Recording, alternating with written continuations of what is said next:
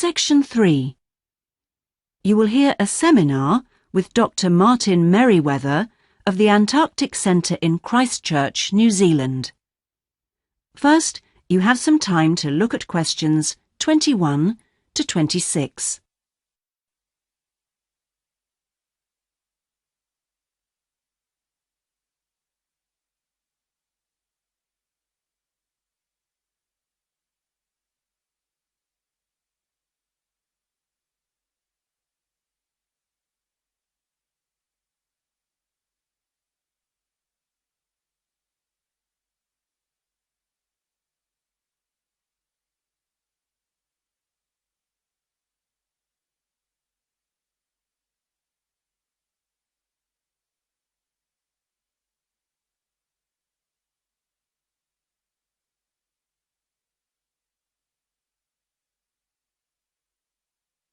Now listen carefully and answer questions 21 to 26. We're pleased to welcome Dr. Martin Merriweather of the Antarctic Centre in Christchurch, New Zealand, who has come along to talk to us today about the role of the centre and the Antarctic Treaty. Now, my first question is about the choice of location for the centre. Why Christchurch? Was it because of the climate? Well, actually, New Zealand is the second closest country to Antarctica, and Christchurch is often used on Antarctic expeditions. Right, so it's because of where we are, coupled with our historical role. So tell us, what is the main purpose of the centre? Oh, well, we have two complementary roles. One is as a scientific base for expeditions and research, and the other is as an information centre. Tell us something about the role as a scientific base. Well, we're able to provide information about what scientists should take with them to the South Pole.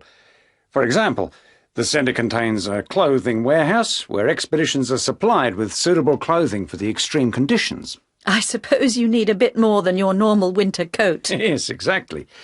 And then there's also the specialist library and mapping services. Right. And which countries are actually located at the centre? Well, the centre houses research programs for New Zealand, for the United States, as well as for Italy.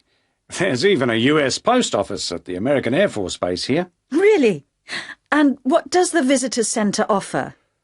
Well, since very few people will ever experience the Antarctic firsthand, the Visitors Centre aims to recreate the atmosphere of Antarctica. There's a mock campsite where you can see inside an Antarctic tent and imagine yourself sleeping there. And the centre also acts as a showcase for the unique international cooperation which exists in Antarctica today. What is it actually like at the South Pole? I know you've been there on a number of occasions. Yes, I have, and each time I'm struck by the awesome beauty of the place. It's magnificent, but you can really only visit it in the summer months. October to March? Yes, because it's completely dark for 4 months of the year. And, in addition, it has to be the coldest place on Earth. Colder than the North Pole?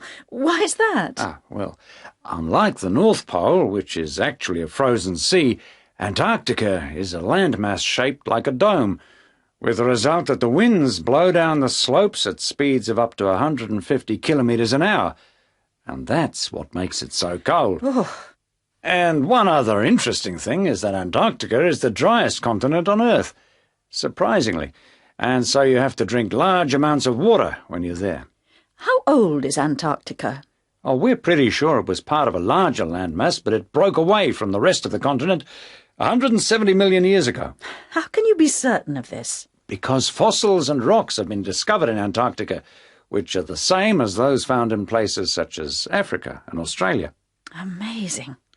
To think that it was once attached to Africa. Before you hear the rest of the interview, you have some time to look at questions 27 to 30.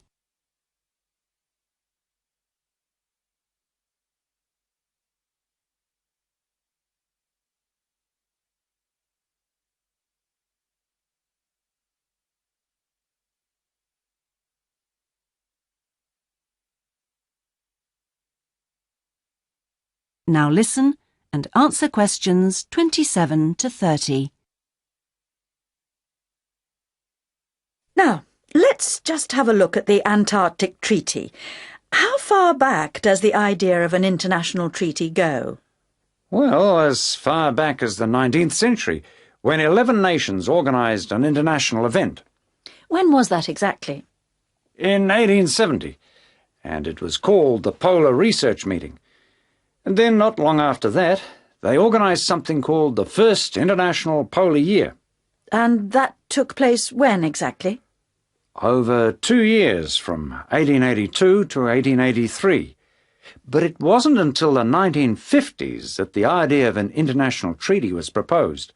And in 1959, the treaty was actually signed. What do you see as the main achievements of the treaty? Well, firstly, it means that the continent is reserved for peaceful use.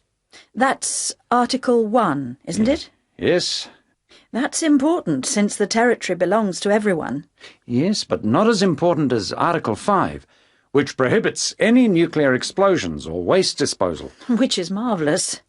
Well, I'm afraid we're going to have to stop there because I'm afraid we've run out of time. Thanks for coming along today and telling us all about the centre and its work. That is the end of section 3. You now have half a minute to check your answers.